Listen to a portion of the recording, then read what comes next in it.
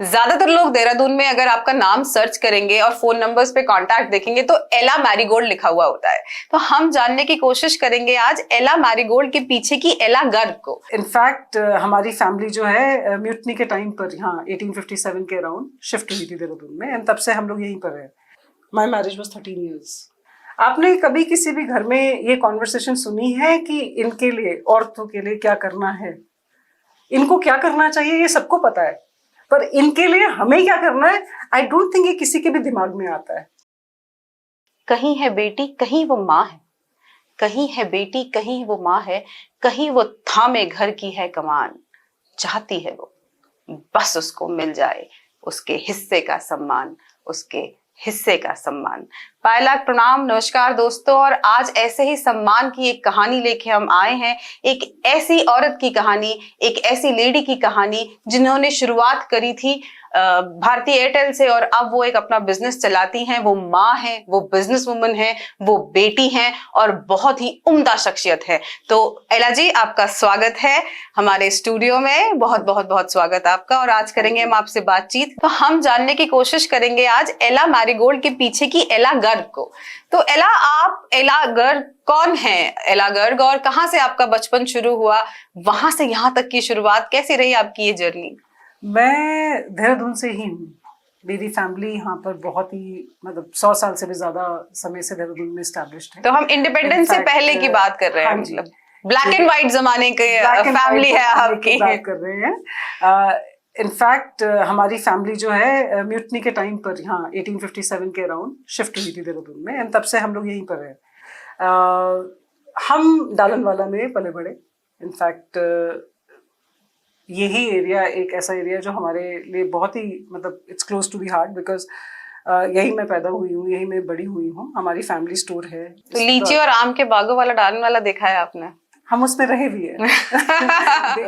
India में one of the highest density of cars है।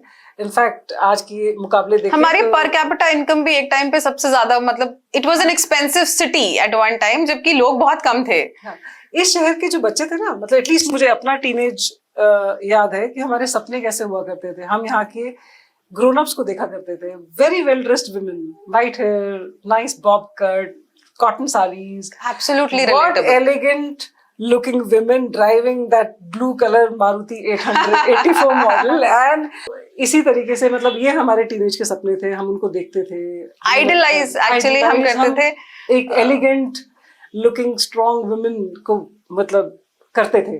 वहीं से एक्चुअली, वहीं से शायद एक aspiration to be a independent thinker, एक वो इन्फ्यूज तो उसी कल्चर ने किया है देहरादून के, कि to be an independent woman, to be an entrepreneur at some point of time. Entrepreneur का नहीं पता, but to be independent, to be strong for sure. So Dehradun women at that time in 80s or beyond that also were very strong, according to you. As a town, the culture, the aura of city was such that when you saw some really, established people, or in general, you saw some strong people, and that's where we drew our inspiration from. That's how I wanted to be. So relatable, because मुझे याद है कि जब हम बचपन में school से bunk मार के और बाइक्स में और स्कूटर्स में, स्कूटीज उस टाइम पे आ चुकी थी, जाया करते थे। तो हम एक जगह पहुंचते थे मसूरी में, चिक चॉकलेट। हाँ जी, मसूरी के मॉल रोड पे है। और वहां पे एक अंकल, उस समय तो वो अंकल ही थे हमारे लिए, he must be around 40s में शायद अपने रहे होंगे। वो 3/4 पहन के और काउंटर के पीछे बैठ के फ्रूट क्रीम बेचा करते थे प्लास्टिक के कप्स में। हाँ। और वो एक डेलिकेसी हुआ करती थी। और मुझे उस समय भी लगता था कि ऐसा बुढ़ापा होना चाहिए जवानी के बीच। he was full of energy, and in that age लोग खुश थे। देहरादून हमेशा से ही बड़ा ही कल्चरली रिच रहा है। Literature has been a part of it. आप रस्किन बॉन्ड को देख लीजिए, टॉम ऑल्टर को देख लीजिए, स्टीवन ऑल्टर को देख लीजिए, और सो फोर्थ एंड सो ऑन, कितने सारे। बल्कि हमारे अपने मोहन उप्रेती जी कितने पुराने, लेकिन उन्होंने कब उत्तराखंड के कल्चर को, उत्तराखंड के फोक को इतना आगे वो ले गए थे। बेड़ पाको बारहमासा एक गाना है जो शायद आपको लगता होगा फोक टेल है, पर उन्हीं की देन है। तो Uttarakhand has always been very rich on cultures and cafes. तो आपने भी अपना एक कैफे, धीरे धीरे हम थोड़ा आगे आ गए, आपकी जर्नी में पीछे भी जाएंगे, लेकिन क्योंकि देहरादून की बात हुई है, देहरादून और कैफे साथ साथ ही चलते हैं, हैंड इन हैंड, तो वहां से कोई इंस्पिरेशन थी कि ये कैफे खोलने का आइडिया कैसे था आपके? आई थिंक कैफे जो होता है ना, ये एक हर वर्किंग प्रोफेशनल, और कैफे होता क्या है? बिकॉज कैफे, रेस्टोरेंट्स और भी ऐसे बड़े सारे टर्म्स फैंसी आजकल हैं जिनका मतलब भी शायद कंफ्यूजिंग हो गया है, एटलीस्ट मुझे तो नहीं पता। ये काफी इनकी ना ब्लड लाइन हो गई है आजकल। कैफे, बिस्ट्रो, आपके रेस्टोरेंट, आपके पब्स, ये सब इंटरमिंगल हो गए। पर effectively cafe is a all day kind of a place जहां पर बैठ के आप कुछ खा भी सकते हैं और कुछ पी भी सकते हैं। इफेक्टिवली आप एक कॉफी आपको डेफिनेटली मिल जाएगी, चाय कॉफी, एंड उसके साथ कुछ खाने का सामान। That's exactly what cafe is. Okay, तो लेकिन आजकल एक्सटेंसिवली कैफेज में भी पूरा प्रॉपर मेन्यू सर्व होता ही है। But that's exactly what the place is all day menu. It's an all day menu. Okay. Restaurants were specific to timings. Lunch, and then they used to close down. If you remember going back, 3 बजे तक restaurants खुले होते थे, फिर वो शाम को 5 या 6 बजे दोबारा खुलते थे, 6 या 7 बजे। Cafe is a all day concept. Cafe पूरे दिन खुलते हैं, जो सुबह से खुलेंगे और शाम तक चलते रहेंगे। मारुति 800 से आप सीधे पहुंची गुड़गांव की चकाचौंध में, और वहां पे आपने बहुत समय अपनी जिंदगी का बिताया। एक्चुअली आधी जिंदगी मैंने वहीं बिताई। इफेक्टिवली देखा जाए तो आधी से ज्यादा जिंदगी मैंने गुड़गांव, दिल्ली में ही बिताई है। मैं यहाँ से चली गई थी जब मैं 17-18 साल की थी, एंड सोचा नहीं था कभी वापस आऊंगी। एक यूजुअली यही होता है कि जब आप छोड़ के जाते हैं, आप जॉब पकड़ते हैं, फिर अपनी जिंदगी आप कहीं और बसा लेते हैं। Never say never, never say never. And but मुझे ये लगता है it's a dream come true, because एक छोटी सी फीलिंग जो दिमाग में हमेशा बैक ऑफ द हेड आपके, एटलीस्ट मेरे तो रहती थी कि कभी हो सका तो वापस जाएंगे, हमारा घर है वहाँ पर, वहाँ पहाड़ बड़े सुंदर हैं, देहरादून बहुत ही खूबसूरत जगह है, वहाँ बिल्कुल बहुत अच्छे होते हैं, आज भी बहुत खूबसूरत है, हमारा स्प्रिंग बहुत खूबसूरत होता है, हमारी सर्दियाँ बहुत खूबसूरत होती है। इतनी अच्छी धूप कहाँ निकलती है किसी और शहर में। बिल्कुल सही बात है। लेकिन गुड़गांव के स्मॉग में रही आप इतने साल, तो वहाँ कैसे रहा? बहुत अच्छा रहा एक्चुअली। गुड़गांव जैसे कहते हैं ना, गुरुग्राम कहते हैं आजकल गुड़गांव को, तो गुड़गांव मेरे लिए गुरु का काम किया उसने। अच्छा। जितना कुछ मैंने सीखा, मैंने वहां सीखा। आप भारती के साथ? मैं भारती एयरटेल के साथ ही मैंने काम किया। इनफैक्ट बहुत लंबे टाइम तक काम किया, ऑलमोस्ट 20 साल तक मैं भारती एयरटेल के साथ थी। मैंने बहुत ही छोटे लेवल पे शुरू किया था उनके कॉल सेंटर से, कस्टमर केयर में, and then when I left I was the vice president of retail strategy. So basically my journey was whole and whole, and from starting till the end, I mean I would say मेरे जितने भी professional ethics हैं, जितना भी मेरा orientation alignment है professional, मैंने वहीं से सीखा। नाउ जॉब तो बहुत लोग करते हैं, तो मेरे लिए बड़ी ओनरशिप और प्राइड की बात थी वो जॉब करना। अच्छा। हाँ, मेरे में बहुत, मतलब मुझे लगता था कि जब मैं यहाँ ये कुछ कर रही हूँ तो ये मेरे को पूरे दिल से करना है और अच्छी तरह करना है, और ऐसे करना है जैसे मैं अपने बिजनेस के लिए कर रही हूँ। Now when I started my business, उससे पहले की पोजीशन मेरी वाइस प्रेसिडेंट की थी। So for me starting from scratch was another challenge to myself. Business start करना एक डिसीजन होगा, लेकिन वापस आना भी तो अपने आप में, जब आप एक पोजीशन पे होते हैं, जब आप वाइस प्रेसिडेंट होते हैं, ये मैं अज्यूम कर रही हूँ कि आप देश दुनिया घूमते हैं और किसी और के पैसे पे घूमते हैं, the company is paying for you. So वो सब कुछ छोड़ के एकदम से ऐसे स्मॉल टाउन में आना और इस बिजनेस को शुरू करना, कोई खास वजह? दो चीजें हैं। ये एक मेरे केस में ये थोड़ा प्लान डिसीजन था। इसके बारे में मैंने सोचा था। सोचने के बाद, और मेरी बेटी बहुत छोटी थी उस टाइम पर जब मैंने ये डिसीजन लिया, या मेरे दिमाग में आना शुरू हुआ कि मुझे वापस देहरादून आना है। उसका एक मेन कारण था कि मैं ट्रैवल बहुत करती थी ऑफिशियली, और पर्सनली भी बहुत ट्रैवल करती थी उस टाइम पे मैं। तो उसके होने के बाद एक छोटे बच्चे को लेकर मैं इतनी ट्रैवलिंग वाली जॉब में एकोमोडेट करना, उस लाइफस्टाइल को चेंज करना बहुत मुश्किल काम था। मुश्किल से ज्यादा मुझे ये लगता था कि I want to bring up my daughter in a small town. Okay. थोड़े खुले घर होते हैं, थोड़ा साफ हवा होती है, पेड़ होते हैं, फूल होते हैं, सिंपल लोग होते हैं, and close to relations also. Close to relations. You make families in small towns. Absolutely, you make families in small towns. So मेरे लिए एक सबसे बड़ा डिसीजन था वापस आने का। एक कंसिडरेशन जो सबसे बड़ी थी वो मेरी बेटी, बहुत छोटी थी वो उस टाइम पे जब मैंने सोचना शुरू किया। तो एक वो बहुत बड़ा डिसाइडिंग फैक्टर था. And then I was also 20 साल हो चुके थे मुझे जॉब करते हुए. जैसे कि मैंने बोला, देहरादून में बिताया हुआ बचपन, उसकी वजह से बहुत सारी चीज़ें थी जो अंदर, एक क्रिएटिविटी भी थी, एक इंक्लिनेशन भी थी, एक फाइटर स्पिरिट भी थी, एक कुछ करने का जज्बा भी था, सभी कुछ था. और लगता था जैसे बहुत टाइम से जॉब कर रही हूँ, मुझे कुछ अपना करना है. वैसे बड़ा बेवकूफ़ी भरा लगता है ये इतनी अच्छी जॉब में होते हुए ये सब सोचना और करने की कोशिश करना. मुझे लगता है काफी डेयरिंग है. पता नहीं, वो कहते हैं ना करेज और स्टुपिडिटी के बीच में बहुत बारीक सी लाइन होती है. बिल्कुल.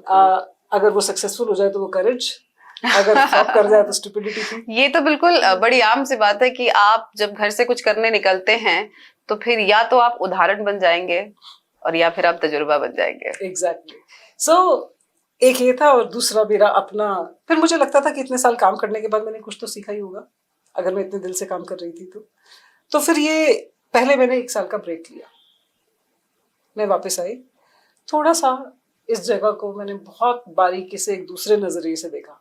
जिस नजरिए से आप छुट्टी पे आते हैं 2 दिन के लिए, आप शहर को देखते हैं, वापस चले जाते हैं, वो बड़ा फैमिली ओरिएंटेड होता है. आप आए, आप 4 लोगों से मिले, आपने खाना खाया एक बार बाहर जाकर और आप वापस चले गए. ये वीकेंड के ब्रेक्स होते हैं. पर जब आप 1 साल के लिए किसी जगह पर आते हैं ना, आपका नजरिया डिफरेंट हो जाता है. फिर आप जगह को रहने के हिसाब से देखते हैं, एक घूमने के हिसाब से देखते हैं. तो मैंने पहले 6-7 महीने यहाँ पर वापस आने के बाद इस शहर को बहुत ही अलग पर्सपेक्टिव से देखना शुरू किया. मैंने लिखना शुरू किया, मैंने पढ़ना शुरू किया. येलो मैरीगोल्ड की शुरुआत मैंने एक बहुत छोटे से स्टोर से की, बिकॉज मेरे लिए वो एक पीओसी था. पीओसी मतलब लेकिन येलो मैरीगोल्ड तो देहरादून की बात है. जब आप गुड़गांव से यहाँ आई तो आप सिर्फ शहर छोड़कर नहीं आई. हमारी एक ट्रेडिशनल सोसाइटी की बहुत सारी भ्रांतियों को भी आप पीछे छोड़कर आई. आप अपनी शादी को पीछे छोड़कर आई, आपने एक स्टेप लिया और आप बाहर आई. कितना करेजफुल था ये करना, और क्या आपको लगता है कि क्या वो स्टेज होती है? मैं इसलिए भी ये सवाल पूछना चाहती हूँ क्योंकि शायद बहुत सारी महिलाओं को वो करेज मिले to come out of the situation and do something on their own to bring up their child. आप एक सिंगल पेरेंट है, उसके अपने चैलेंजेस होते हैं, अपना डर होता है जब आप ऐसा कुछ करते हैं. तो कोई कुछ तो आपको मेंटल स्टेट रहा होगा उस समय जो आपने. मैं आपको सिर्फ एक चीज कहना चाहूंगी to start with. When you get separated, you know, it's not a show of strength. एक बहुत एक सिचुएशन होती है जहां आपको पता होता है आपका मूव फॉरवर्ड करना is better for you than to stay back. And मेरी शादी कोई बहुत 6 महीना या 1 साल या 2 साल की नहीं थी. My marriage was 13 years. So it was more than a decade. लोग कहते हैं आजकल 7 साल बाद एक्सपायरी हो जाती है, तो मेरे डबल एक्सपायरी टाइप्स चल रही थी. बट नो, ऐसा कोई मतलब मेरी कोई सैड स्टोरी भी नहीं है कि मुझे बहुत कोई कुछ कहता था या मुझे बहुत तंग किया गया है कुछ. बस वो सिचुएशन ऐसी होती है, जिस तरह से ये फॉर्मेटेड है ये जो मैरिज फॉर वुमेन, ये समहाउ मुझे रास नहीं आया. So not to blame anybody, ऐसा कुछ नहीं है.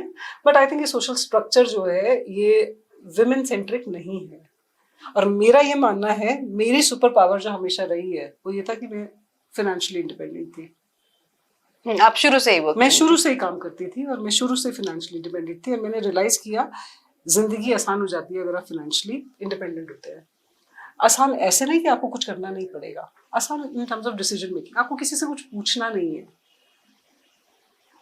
बट एक शादी में जब आप फाइनेंशियली इंडिपेंडेंट होते हैं और बहुत अच्छी तरह फाइनेंशियली इंडिपेंडेंट होते हैं, मुझे ये लगता है सोशल हमारा जो फैब्रिक है, when I read about it, when I traditionally look at it, I love it.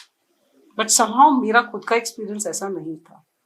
मुझे पर इमोशनली चैलेंजिंग आफ्टर, क्योंकि 13 साल में सिर्फ मोहब्बत ही नहीं, आदत भी एक चीज होती है जो हो जाती है एक जिंदगी की. देखिए, मोहब्बत तो बड़ी हार्मोनल चीज है, बट आदत, आप बिल्कुल सही बोल रहे हैं, आदत बहुत पड़ जाती है एक इंसान की. एंड हैविंग सेड दैट, मैं और मेरे एक्स हस्बैंड आज भी हम अच्छे दोस्त हैं. इस चीज की गवाह तो मैं भी हूँ.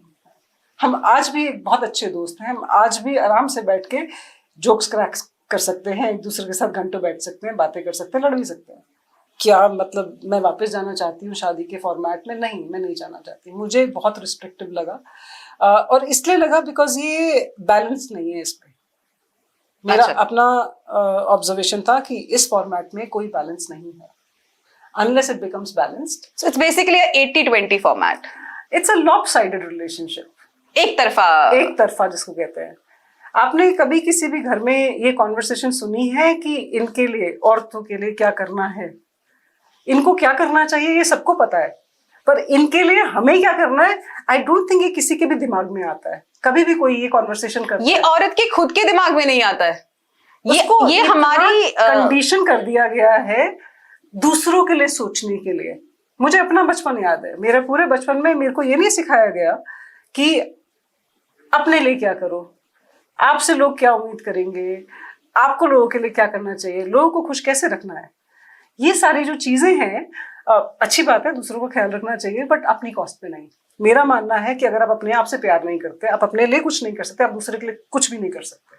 अगर आप खुद से खुश नहीं है तो आप आसपास नहीं, किसी को खुश आप नहीं किसी रख को सकते। खुश नहीं रख सकते। आप देखिए इस समाज में सारे लोग इस चीज के पीछे जो है, हम तो दूसरों के लिए कर रहे हैं, दूसरों के लिए नहीं, आप अपने लिए। हमने अपने आप को सैक्रिफाइस कर दिया। अरे क्यों कर दिया सैक्रिफाइस? अगर आपने अपने आप को ही सैक्रिफाइस कर दिया तो आप बचे कहाँ कुछ करने के लिए? What a great thought. बिल्कुल। तो सबसे पहले मेरा ये मानना है कि मुझे दुनिया में सबसे ज्यादा प्यार अपने आप से है, और क्योंकि मैं अपने आप से प्यार करती हूँ तो मुझे बहुत पसंद है अपने लिए चीजें करना। और मैं जो अपने लिए चीजें करती हूँ उसमें वो चीजें शामिल हैं जिससे दूसरों को भी खुशी मिलती है, बिकॉज जब वो खुश होते हैं तो मुझे खुशी मिलती है। तो मैं वो अपनी खुशी के लिए करती हूँ, उनकी खुशी के लिए नहीं करती हूँ। एंड ये इस विचारधारा के साथ मुझे लगता है I have been able to help myself a lot And people around you. helps me be peaceful and calm. Undue expectations नहीं है जिंदगी में, ना मैं एंटरटेन करती हूँ ना मैं रखती हूँ। तो बड़ी सिंप्लीफाइड एक जिंदगी जिसको कहते हैं, साउंड भले ही कॉम्प्लेक्स करे पर ये एक्चुअली बहुत ही सिंपल थॉट है देखा जाए। सबसे मुश्किल होता है सबसे आसान हो जाना। ये एक बहुत पुराना थॉट है, it's very difficult to be simple, और आपने शायद उसे कहीं ना कहीं क्रैक कर लिया है, आपकी पर्सनालिटी में दिखता भी है। मेरा आपसे अगला सवाल ये है कि आपकी बेटी है, और आप अपने आप को as a very strong woman देखती हैं, और आपने जो कुछ भी कहा, आप चाहती हैं कि आपकी बेटी भी क्या इसी तरीके से ग्रो करे? मैं अपनी बेटी के लिए कुछ क्राइटेरिया से गोल्स अपने आप से नहीं बनाना चाहती हूँ। मेरी 2-3 बड़ी क्लियर इंटेंशंस है जो मैं चाहती हूँ। अब वो हो ना हो वो एक अलग बात है, पर जो मेरी इच्छाएं हैं, मैं चाहती हूँ कि उसको दोस्त बनाने आने चाहिए। मैं चाहती हूँ उसको खुश रहना आना चाहिए, क्योंकि अगर उसको दोस्त बनाने आते हैं और उसको खुश रहना आता है तो मेरे ख्याल से आजकल अपने लायक तो हर कोई कमा लेता है। बहुत बढ़िया। वो उसकी खुशी का कारण बनेंगे, अच्छे दोस्त उसकी खुशी का कारण बनेंगे, अच्छी आदतें उसकी खुद की खुशी का कारण बनेंगी। जब भी उसके पास टाइम होगा, कोई हो ना हो, उसको अगर अपने आप से एंगेज करना आता होगा तो वो खुश रहेगी। बस ये 2 इच्छाएं मेरी अपनी कंपनी बेटी ऑफ के लिए किंग्स, है। आपके आसपास किस तरह के लोग हैं? बिकॉज हमारा जो दिमाग है वो जैसे हम खाने पे फीड करते हैं, वो लिटरेचर पे फीड करता है। आपके आसपास जो लोग हैं वो जिस तरीके का लिटरेचर, जिस तरह का कल्चर, जिस तरह की उनकी विचारधारा होती है, आपको भी वो चीज इफेक्ट करती है, बिकॉज आप कंटिन्यूसली वो सुनते हैं। तो आपने दोस्तों की बात कही, तो एक अच्छी कंपनी होना, एक अच्छी दोस्तों की कंपनी होना वैसे भी जिंदगी में बहुत जरूरी है।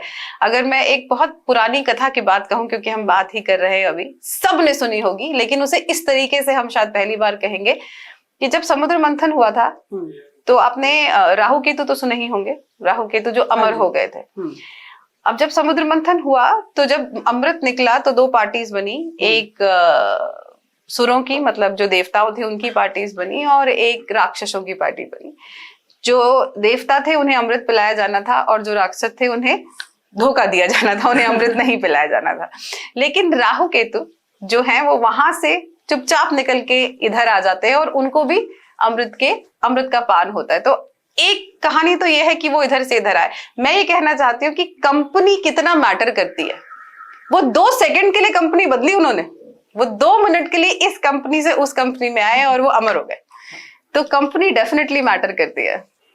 Having said that, actually 2 लोग, एक आपके दोस्त और एक आपके पेरेंट्स, ये आपकी जिंदगी में पिलर्स होते हैं।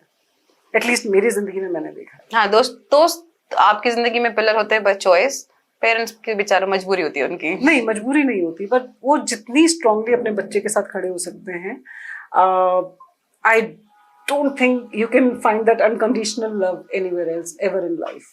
एक बार को दोस्त भी चले जाएंगे, पर माँ बाप वहीं के वहीं रहते हैं, भले ही आप उनसे गुस्सा हो जाएं, आप उनको प्यार करें, आप उनसे 4 दिन बात ना करें, वो आपसे 4 दिन बात ना करें, आपकी लड़ाई भी होगी, आप एक ही घर में रहते हैं, नहीं रहते हैं, जैसे भी है, वो रिलेशनशिप ऐसा है, पर वो आपके सबसे बड़े सपोर्ट पिलर्स होते हैं। सपोर्ट से मुझे ये सवाल मेरे दिमाग में आया कि जब आपने ये काम नया नया शुरू किया था, बिल्कुल शुरू में शुरू किया था, और हमारी मुलाकात को भी लगभग उतना समय हो गया, तब आपको शायद साल भर ही हुआ था अपना 6 महीने हुए थे काम शुरू करे हुए। उस समय की कुछ कहानियां बताइए कि आप मुझे याद है आप सुबह सुबह फोन करके कहा करती थी कि मैं चल रही हूँ, खुर्जा जा रही हूँ, तो क्या था ये खुर्जा, और बताइए वहां के बारे में। मैंने बिजनेस शुरू किया 2019 में, और ये तो जग जाहिर है कि 2020 से कोविड शुरू हो गया। आपने बिजनेस शुरू इसलिए किया ताकि कोविड आए दुनिया में। कोविड आ जाए दुनिया में, फिर वो 2 साल कोविड चलता रहा। तो 2 चीजें थी उस कोविड के टाइम में, एक्चुअली बहुत अच्छे बिजनेसेस बैठ गए। बिल्कुल, बिकॉज आपकी ना विल पावर तोड़ देता है इस तरह का कोई स्लो डाउन जो होता है। हमारे साथ 2 चीजें थी। एक तो 2019 में जब मैंने शुरू किया बिजनेस, पहले 6 महीने एक्सपेरिमेंट था, उसके बाद 6 महीने ये रियलाइजेशन था कि मैं करना क्या चाहती हूँ। और आप जैसे खुद को टेस्ट कर रही थी? खुद को टेस्ट कर रही थी पहले 6 महीने। फिर मेरे को क्लैरिटी आई कि हाँ, मैं जो भी डायरेक्शन पकड़ना चाहती हूँ वो एक ये है। जैसे कि मैंने इनिशियली क्यूरेट किया था, मैंने कुछ जगह से सामान लिया, अपना सिलेक्शन किया, उसको प्लेस किया था। पर 6 महीने बाद मुझे रियलाइज हुआ कि नहीं, मेरे को अपने डिजाइन बनाने हैं, मुझे एकदम एक्सक्लूसिव प्रोडक्ट्स मार्केट में लेके आने हैं। बिकॉज जैसा मैं विजुअलाइज करती हूँ टेबलस्केपिंग को, मार्केट में वो प्रोडक्ट्स अवेलेबल नहीं है। सो जैसे ही मैंने अपनी पहली कलेक्शन निकाली, कोविड का लॉकडाउन लग गया। So as luck would have it, होते ही ओले पड़े। हाँ, एग्जैक्टली, सर मुटाते ओले पड़े। So जैसे ही वो लॉकडाउन लगा, हम भी काफी सारा स्टॉक लेके बैठे हुए थे, और सबको पता है कि लॉकडाउन कई महीनों के लिए था, लोगों ने बिल्कुल बाहर निकलना बंद कर दिया। 2 साल ऐसे ही गए बिजनेस के। बिल्कुल साइलेंट, बिल्कुल साइलेंट। बट हमने एक एडवांटेज होती है इतने साल काम करने की, कि आपको पता है कि ये पासिंग फेज है, आप हौसला नहीं छोड़ते। तो हमारे अंदर तो कूट कूट के, अब उसको करेज बोल लीजिए, बेवकूफी, दोनों मौके पे निकल आते हैं, तो भरा हुआ था। तो हमने अपनी ऑपरेशंस पे काम करना शुरू किया, मैंने अपनी डिजाइनिंग पे काम करना शुरू किया। कोविड के टाइम को हमने बहुत अच्छी तरह यूटिलाइज किया डिजाइनिंग के लिए। हम प्रोडक्ट्स डिजाइन करते चले गए। अच्छा, उस टाइम पे एक एडवांटेज और हुई नए बिजनेस के लिए। जो बड़े मैन्युफैक्चरर्स होते हैं ना, वो एक बहुत छोटे बिजनेस को, स्पेशली इतने स्टार्टिंग के बिजनेस को एंटरटेन नहीं करते। कोई भी बड़ा मैन्युफैक्चरर नहीं करेगा, क्योंकि आपके पास बल्क नहीं होता है ऑर्डर देने के लिए, क्वांटिटी नहीं है, आपके पास ऑर्डर साइज नहीं है, आपके पास पैसे नहीं है, आपका इतना बजट नहीं है। पर क्योंकि कोविड का टाइम था, तो उनके पास भी बिजनेस नहीं था, सारी कंपनीज बंद थी। हमें इसका अगर देखा जाए तो इसका फायदा हुआ, बहुत बड़ा फायदा हुआ। जो डिजाइन हम बनाते चले गए, आई थिंक आप कुछ ही लोगों में से होंगे जिन्होंने कोविड का कोई फायदा भी बताया है। बट ये है, अगर ये कोविड नहीं आता, बिजनेस पॉइंट ऑफ व्यू से फायदा, पॉइंट ऑफ व्यू से नहीं, क्रिएटिव पॉइंट ऑफ व्यू से एक मौके पे चौके वाली बात है कि वो मौका ऐसा हुआ कि मैं डिजाइन कर रही थी, और बिल्कुल नई छोटा सा स्टार्टअप जिसका कोई साइज नहीं है, एंड मैन्युफैक्चरर्स के पास टाइम ही टाइम था, जो उनके पास नहीं होता है, which is the biggest luxury you'll find with manufacturers. They don't want to experiment with new products because they already have got a lot of products which are in circulation, कि वो बनाते जाएंगे, वो बिकता जाएगा, वो क्यों नई चीज में पड़ेंगे। पर क्योंकि उस टाइम पे सबके पास इतना ज्यादा टाइम था खाली, मैं बनाती गई, वो भी मेरी हेल्प करते गए, हमारे रिलेशनशिप स्ट्रांग होते चले गए। एंड 2 साल बाद जब कोविड का कहर थोड़ा कम हुआ और खुला मार्केट, मेरी रिलेशनशिप मेरे मैन्युफैक्चरर्स के साथ बहुत स्ट्रांग थी। वो आप देखेंगे तो सारा का सारा हमारा जो डेकोर है, वो येलो मैरीगोल्ड के प्रोडक्ट्स का डिस्प्ले है। एंड कैफे में, I mean, you know, this is another passion that I have other than designing products, is food. I may not look like a foodie, but I am a hardcore foodie. When I travel, whenever I have traveled, and I've traveled, for me the exploration was art, the exploration was food. These are the 2 things I never missed out on. So, जितना आपका Airtel के time पे travel रहा, चाहे वो India में रहा हो, चाहे वो अब्रॉड रहा हो, वो फ्लेवर्स आपको लगता है कि आप लेकर आई अपने बिजनेस में, उन्होंने मदद करी आपको? देखिए, एक्सपोजर जो होता है ना, वो एक आपका एक्सपीरियंस है, आप उसको एक्यूमुलेट करते चले जाते हैं अपने प्रोसेसर में। जो दिमाग है आपका, वो धीरे धीरे धीरे आपकी एक पर्सनालिटी बना देता है। आपके सोचने का तरीका उसी पर्सनालिटी से आता है। आप क्या सोचते हैं, आप क्या देखते हैं। मार्केट में हर तरह की चीज मिलती है, पर आपका इंक्लिनेशन किस तरफ है। यही मेरे ट्रैवल ने मेरे साथ किया। मुझे आर्ट का शौक था, मैंने आर्ट बहुत एक्सप्लोर किया। मुझे खाने का शौक था, मैंने खाना बहुत एक्सप्लोर किया। तो अभी आपके रेस्टोरेंट में जितने फ्लेवर्स हैं वो सारी मेरी फेवरेट डिशेज हैं during my travel. So my menu is exactly what I loved as food items or things or cuisines when I traveled. And like for example, जैसे कि आप हमारे कैफे में आए हैं, साउथ ईस्ट एशियन फ्लेवर्स बहुत हैं। मुझे शुरू से ये लगता है कि साउथ ईस्ट एशियन जो फ्लेवर्स होते हैं वो इंडियन पैलेट के साथ बहुत अच्छे जाते हैं। साउथ ईस्ट एशियन फ्लेवर्स से मतलब है कौन कौन सी कंट्रीज के फ्लेवर्स? फॉर देखिए, जैसे जैसे आप ट्रैवल करते हैं, आप साउथ इंडिया देख लीजिए, ठीक है, we are part of Asia. Then जैसे जैसे आप बॉर्डर्स क्रॉस करेंगे, जैसे आपका हो गया बर्मा, आपका बांग्लादेश, फिर आपका नेपाल हो गया, नीचे की तरफ आएंगे आपका ये सिंगापुर, थाईलैंड, ये जितना भी मलेशिया हो गया, जितना साउथ ईस्ट एशिया हो गया, आपका कोरियन फ्लेवर्स, जापानीज, ये सारे के सारे जितना दूर होते जाएंगे वो आपकी इंडियन पैलेट से थोड़ा सा डिफरेंट हो जाता है। बट जितनी क्लोजेस्ट कंट्रीज हैं, इनके जो फ्लेवर्स हैं वो हमारी पैलेट को बहुत सूट करते हैं। आप देखिए, आपको एक्सपोजर हो ना हो, पर जब आप पहला चम्मच खाते हैं इनमें से आपको ब्लैंड नहीं लगता। आप उस टेस्ट को रिकॉग्नाइज कर पाते हैं, आप उस टेस्ट को पसंद करते हैं, बिकॉज उसमें एक पंच भी है, उसमें हर्ब्स भी हैं, उसमें एक स्पाइस भी है। इंडियन पैलेट को ये सब चीजों का एक्सपोजर है, इंडियन टंग को उस फ्लेवर्स पसंद है। इट्स नॉट प्योर कि आपने सॉल्ट डाला किसी चीज में एंड आप उसको, मतलब 3 चीजें लेकर हम कोई डिश नहीं बनाते। Similarly, when you go to South, it's a very rich diversity of flora and fauna. That's what you see in the cuisine as well, right? Black pepper का इस्तेमाल, galangal, lemongrass, kaffir lime leaf, coconut milk, very very rich, dense flavors and extremely healthy. So that is what I have brought, intentionally so to the cafe that we have. The southeastern flavors with a little bit of continental, but that also we do in house. But that's the flavor that I have always loved, and that's what you find in the cafe that we run. ये तो वो picture है जो paint हो गई है, बहुत खूबसूरत है और इसे दुनिया देख रही है। लेकिन एज एन आर्टिस्ट, जब आपने ब्रश इकट्ठा किया होगा, जब आपने पेंट खरीदा होगा, कई बार वो पेंट स्पॉइल हो गया होगा, यानी कि वो चैलेंजेस जो यहाँ तक पहुंचने में as a person, as a female specially, और एज अ सिंगल मदर आपने फेस किए हैं। तो ऐसी कोई कहानी या कोई दिन आपको याद आता है कि जब आपको लगता है कि बस हो गया ये? एक्चुअली प्राची, ऐसा नहीं है कि एक आध कोई दिन है। ऑलमोस्ट हर रोज सुबह हम शुरू करते हैं, हर दोपहर को ऐसा लगता है कि बस हो गया है और शाम तक लगता है बस और नहीं। बट फिर दिन अगले सुबह हम फिर शुरू करते हैं, हाँ, उसी एंथो के साथ, उसी रोशनी के साथ, उसी इसी को जीवन भी कहते हैं। एंड आई स्पेसिफिकली रिमेम्बर जब ये कैफे का काम शुरू हुआ, मेरा मानना ये गॉड सेंड था। प्लानिंग अपनी जगह है, प्लानिंग लोग बहुत सालों लगा, बहुत जल्दी आपने शुरू किया, क्योंकि आपके इमीडिएट सर्कल के फ्रेंड्स से भी अगर हम बात करें तो उन्हें भी नहीं पता था। मुझे भी नहीं पता था। आप किसी और की बात करें, जिसका मैं आपको भी बता ही रही हूँ कि प्लानिंग में आप सालों साल भी लगा सकते हैं और चाहे तो ओवरनाइट भी कर सकते हैं। हाँ, बिल्कुल। ऐसा है, जब कोई चीज होनी होती है ना, वो हो जाती है। और मेरे साथ कुछ ऐसा ही हुआ। I am a person who totally believes in magic, who totally believes that अगर आप दिल से कुछ चाहते हैं तो ये यूनिवर्स आपको वो चीज देता है। अगर आप शिद्दत से किसी चीज की चाहत करते हैं तो पूरा यूनिवर्स कायनात आपको देने आती है। तो मेरे साथ ये वाला प्रोजेक्ट कुछ ऐसा ही है। और मैं ये सिर्फ इस कॉन्वर्सेशन के लिए नहीं कह रही हूँ, मैं मानती हूँ इस चीज को कि मैंने जब भी कुछ करना चाहा जिंदगी में, भगवान ने मुझे वो करने दिया। और यही एक चीज है जिसके लिए मैं बहुत शुक्रगुजार भी हूँ। ये प्रोजेक्ट बहुत जल्दी शुरू हुआ।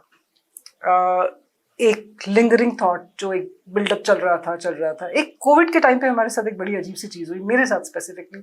हमने किया कुछ खास नहीं, पर हम एग्जॉस्ट बहुत हो गए थे, थक बहुत गए थे, बैठे वेट करते हुए इस चीज की कि कुछ होगा। वो 2 साल बहुत टायरिंग थे। तो by the it was around Jan Feb 2022 and I was feeling super exhausted. एक energy चाहिए थी, एक energy boost चाहिए था.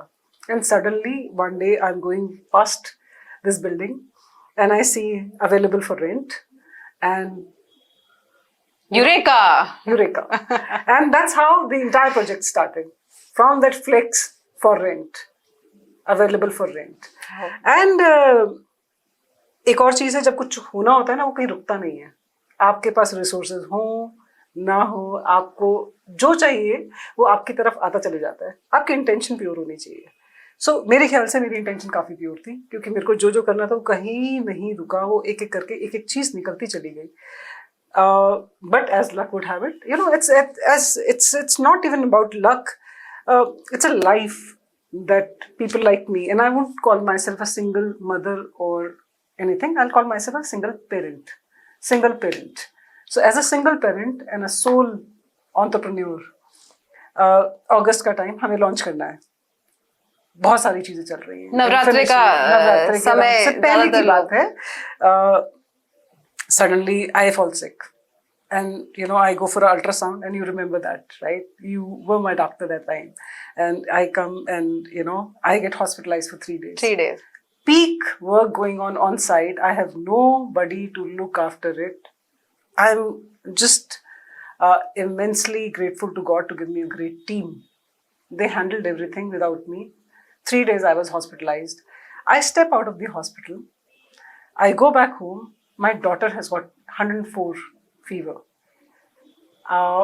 And we realize that she needs attention, and maybe I need to show her to a doctor, because usually we try and keep her away from medication till the time it is possible.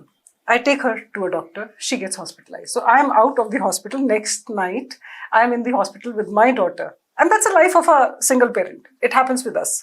You jump from one space to another space. It took us 2 days. She was hospitalized for 2 days. I come back home with her.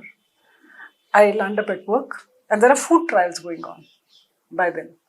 And you suddenly eating, trying food, whether you have the capacity, you don't. You have to do so much that you were again back to working 18 hours a day in no time. It's part and parcel of living the life that we live. No regrets. It's as hard as it is for anybody else, whosoever is in this situation. And I think more I look at the single parenthood world, I see this is a very common phenomena in our side of the world. There are no divided rules. So आपको ऐसा लगता है कि अगर 2 लोग एक जीवन को पाल रहे हैं, उसे बढ़ा रहे हैं, पालन पोषण कर रहे हैं, तो उनकी डिवाइडेड रिस्पॉन्सिबिलिटी होती है, या जैसे कि इंडियन सिनेरियो में ज्यादातर मदर के पास ही होती है, तो कोई ज्यादा फर्क नहीं पड़ता है, मैंने पहले भी करना था और अभी भी करना है? देखिए, वो आपकी बात सच है. इंडियन सिनेरियो में या कहीं और भी देखे, तो किसी और भी कंट्री में जाएंगे, मैंने आपका एक्सपोजर डेफिनेटली ज्यादा है. अब कितनी वो शायद इंग्लिश में करते होंगे, वो सारे काम हम हिंदी में करते हैं, बट इफेक्टिवली लॉपसाइडेड है ये वाला सेंस ऑफ रिस्पॉन्सिबिलिटी या ओनरशिप ऑफ रिस्पॉन्सिबिलिटी. घर औरतें ही संभालती हैं मोस्टली. आदमी वहाँ थोड़ा सा ज्यादा हेल्प कर देते हैं, यहाँ थोड़ा कम करते हैं, बट रिस्पॉन्सिबिलिटी जो है ओवरऑल एक लेडी ऑफ द हाउस के पास ही होती है. वो वर्किंग है, वहाँ कंपल्सरी भी है वर्क करना, वहाँ ऑप्शनल नहीं होता यहाँ की तरह. बाहर it's a must do. It's a fight for survival. It's a fight for survival. Your expenses are high. You live a much more expensive. It's more stable. It's differently organized.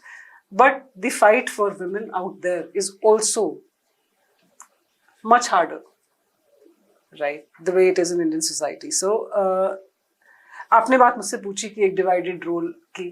देखिए, हमारे case में मेरे ऊपर बच्चा पालने की भी responsibility है. मेरे पास बहुत अच्छा सपोर्ट सिस्टम है अपने पेरेंट्स का. मेरे पेरेंट्स जिस तरीके से मुझे सपोर्ट देते हैं, I can never be thankful enough for that, grateful enough for that. But I think that's what parents are. That's what parents are. And thankfully Indian society में ये सपोर्ट स्ट्रक्चर है. India में ये support structure है. मेरे parents बहुत दिल से हमें सपोर्ट करते हैं. मेरे पास एक और एडिशनल है, मुझे उस बच्चे को पालने के लिए कमाना भी है. एक फाइनेंशियल जो रिस्पॉन्सिबिलिटी है, उसका जो वेट है वो पूरा है. एंड ये मतलब इसलिए कोई मुसीबत नहीं है। शुरू से ही मैं हमेशा से ये मानती हूँ कि एक आप आदमी हो या औरत हो, आपको फाइनेंशियली इंडिपेंडेंट होना बहुत जरूरी है, because that helps you make better decisions. आपके डिसीजंस किसी और के ऊपर डिपेंड नहीं करते, आपके खुद के ऊपर करते हैं। आपके डिसीजंस मजबूरी के नहीं होते। अलग अलग तरीके के बैकग्राउंड से सोशल मीडिया हो गया, आजकल बहुत सारे प्रोफाइल्स है जो हमारे टाइम पे एग्जिस्ट नहीं करते थे। मोस्टली ये सारी चीज़ें बहुत आप देखोगे इसमें अच्छा मिक्स है मेल फीमेल का। तो यंग लड़कियां आती हैं 20s में, अर्ली 30s में, and I end up talking to them a lot and I do see that challenge still exist. दुनिया इतनी भी नहीं बदली है। मैं यही पूछने वाली थी, क्या आपको लगता है कि बिकॉज मेरी और महिलाओं से भी बात होती है जो आज एक अपनी जिंदगी में कुछ कर निकली हैं और शायद वो उदाहरण है लोगों के लिए, वो तजुर्बा नहीं है, वो उदाहरण बन गई हैं, लेकिन फिर भी बहुत सारी महिलाएं जो बहुत अच्छा अपनी जिंदगी में कर रही है, वो आज भी यही कहती हैं कि अभी समाज उतना आगे आया नहीं जितना दिखाया जाता है या जितना हम सोचते हैं कि आ गया है। आपको भी ऐसा लगता है कि अभी भी बहुत काम है? कॉम्प्रोमाइज किस चीज पे कराया जाता है? फेयर पे कराया जाता है, और कोई चीज नहीं जिस पे आपसे कॉम्प्रोमाइज कराया जा सके। और आजकल मोस्टली जो मैंने देखा है कि जो लड़कियां जो मेरे पास आती हैं, young and females are hard working and better employees. They're very hard working. They are so much more organized. उनका sense of responsibility ज्यादा होता है। Also because budding branch है ना। They're better finishers. They complete their work better. Also because क्योंकि females को ये मौके अभी मिल रहे हैं, तो हर फीमेल को जिसको ये मौका मिल रहा है उसके लिए प्रूफ करने का भी एक चैलेंज है कि I am a female, I have got this, I can do this. And they understand the value also of being financially independent, because fight रही है क्योंकि वहां तक पहुंचने में। सो मेरे को यूजुअली जो रिस्पॉन्स मिलता है कि मैम अगर हमने हम अगर ज्यादा मना करें या कुछ करें, रेजिस्ट करते हैं, तो ऐसा लगता है काम चला जाएगा। इस चीज से डरना नहीं है, चले जाएगा तो चले जाएगा, इस इंसान के साथ काम करना ही क्यों है। एंड ये मेरा एक बड़ा स्ट्रॉन्ग पॉइंट ऑफ व्यू है कि आपको कई बार जिंदगी में सबसे स्ट्रांगली आपको सिर्फ दो चीजें सीखनी होती है, एक हाँ बोलना और एक ना बोलना। शायद ना बोलना ज्यादा, दोनों चीजें, सोच समझ के हाँ बोलो और सोच समझ के ना बोलो। बहुत बढ़िया। तो टुवर्ड्स अब हम अपने इस बातचीत के, क्योंकि बातचीत बहुत खूबसूरत है, अगर होती रही तो शायद शाम भी यहीं कट जाएगी, लेकिन फिर भी एक सुंदर सा अंत तो इस बातचीत को हमने देना ही देना है। तो एला जी, आप अपने आप को कहाँ देखती हैं 5 साल बाद? आपने काम किया, आप नौकरी पेशा थी, आपने नौकरी करी, फिर उसके बाद आपने एक रिटेल स्टोर खोला, फिर उसके बाद आपने एक एक्सपीरियंस सेंटर, कैफे प्लस अ शॉपिंग सेंटर, अगर मैं सिंपल शब्दों में कहना चाहूँ तो, खोला। अब आगे होम स्टे की तरफ को कदम बढ़ाएंगे आप? देखिए, होम स्टे एक जैसे कि ये पूरा प्रोजेक्ट एक लिंगरिंग थॉट था मेरे दिमाग में बहुत सालों तक, और वो सारे सालों में जॉब करती रही, फिर अचानक से फ्रूटफुल हो गया है ना। होम स्टे जब होगा तब होगा, बट अभी एज ऑफ नाउ जो मुझे लगता है, बहुत ज्यादा लंबे टाइम का तो मैं सोचती नहीं हूँ, but definitely I would like to scale up this business.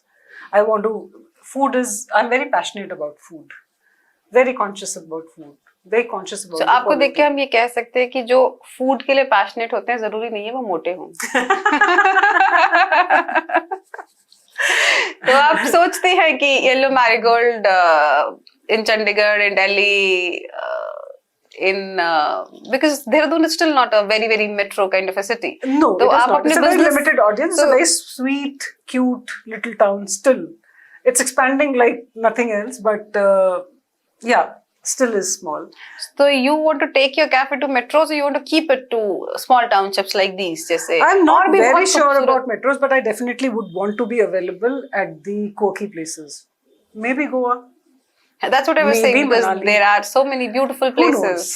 You know, but हाँ, एक essence को रखना चाहती हूँ मैं इस जगह के।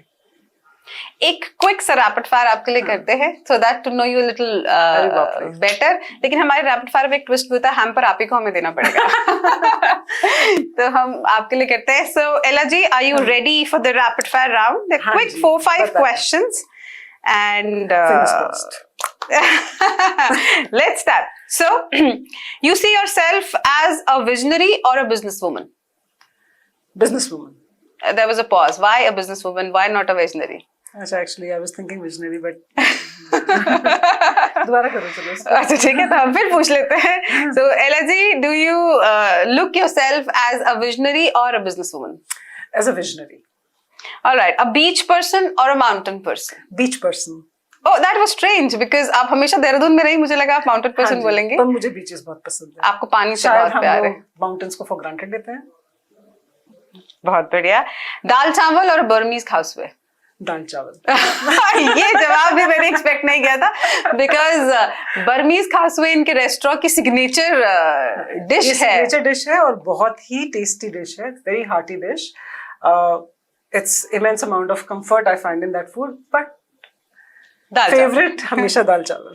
एक छोटा सा किस्सा है बर्मीज खासवे का, अगर आपको याद होगा तो एक बार हम एक कैफे में या फिर एक रेस्टोरेंट था, मुझे बहुत ढंग से याद तो नहीं है, हम बैठे थे और इन्होंने इस डिश को ऑर्डर किया और वो आई, और जैसे कि हम तो बिल्कुल हाथ से पहाड़ी खाना खाने वाले, दाल चावल वाले, तो जब वो डिश आई, आपको याद है उसके आसपास बहुत सारी अदरक था और लहसुन था, इन सिंपल कॉन्डिमेंट्स आते हैं।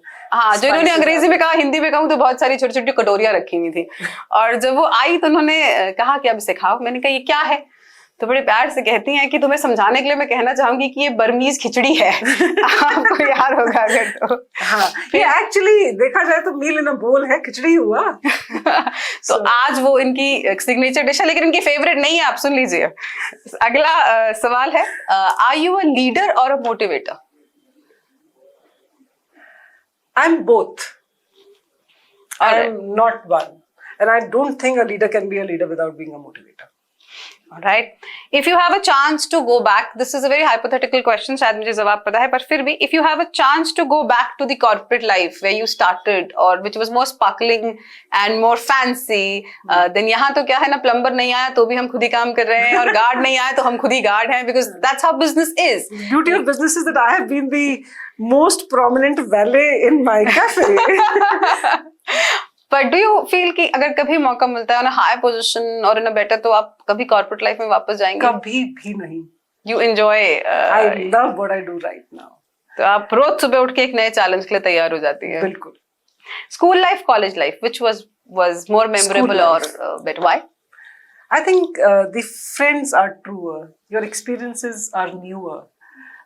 हर चीज नहीं होती है, बहुत इंटेंसली महसूस होती है। आप बहुत रॉ होते हैं, so that's encrypted, very pure. हर चीज पहली बार होती है, और वो बहुत, उसका जो एक्सपीरियंस है, आई थिंक इट्स अनपैरेलल। मैं आज भी कई बार मुझे लगता है कि I wish I could feel the happiness of doing something first time the way I felt it when I was in school. School से एक फर्स्ट क्रश जैसी चीज भी याद आती है। We've never discussed it before also. कभी आपके लिए भी कोई था फर्स्ट क्रश? अरे किसके लिए नहीं होता, सबके लिए होते हैं, हमारे लिए भी। टीचर था as most of the times, या कोई क्लासमेट या classmate. And we stayed friends for, since, as most of my relationships. We are good friends वाले friends या actually वाले? नहीं, actually वाला, मतलब for a time being, massive crush, almost crush to the limit of, crushing crush. But yeah, eventually you grow up, when you get into college, you realize, maybe you move on and you explore the world and you make many more friends and boyfriends and stuff like that. But, initial जो school वाला crush होता है, in my case, we remain friends. Till today? For a longer period of time. Unfortunately, he's no more. Oh, that's very sad. Yeah, but till the time he was. Yeah. Say on that, and we always kind of spoke to each other as if we know each other since childhood, effectively, from the age of 13, 14. Yeah. So on that beautiful note of talking about love, we would like to end this podcast. हम अपनी इस बातचीत को ऐसा तो नहीं कहेंगे खत्म करते हैं, पर एक अल्प विराम जरूर देते हैं, मौका लगेगा और कायनात ने कहा तो हम फिर से दोबारा पॉडकास्ट लेकर आएंगे। मुझे उम्मीद है कि आपको आज की बातचीत में मजा आया होगा, और पूरी उम्मीद है कि आप लोगों को सुनने में भी उतना ही मजा आया होगा, ये जानने में कि एला मैरीगोल्ड, एला गर्ग क्या है। Thank you so much.